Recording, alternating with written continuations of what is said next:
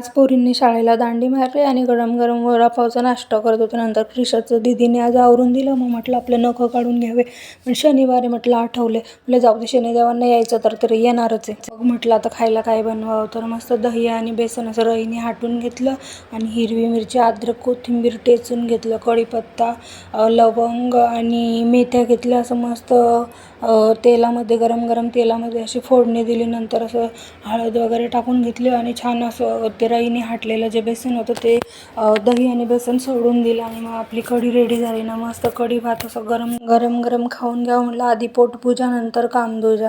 मग काय दुपारचे सगळे कामं आवरले. मग संध्याकाळी आमची शौर्य म्हणे माझा बड्डे आहे, मला आज कांदे भजे खायचे.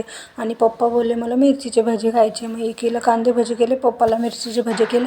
मग दीदी काय मागं राहणार का, दीदी बोलली मला बटाट्याचे भजे खायचे. म्हटलं ठीक आहे. मग तिघीनं 3 प्रकारचे भजे करून दिले आणि मग इकडं असं बड्डेची तयारी केली आणि ओवाळून घेतलं. आणि मग शौर्य म्हणे मला क्रिशासोबतच बड्डे केकचा केक कापायचा म्हणे, माझा तिच्यासोबतचा पहिला बड्डे म्हणे. मग तिला घेऊनच असे बड्डेचा केक कापत होते.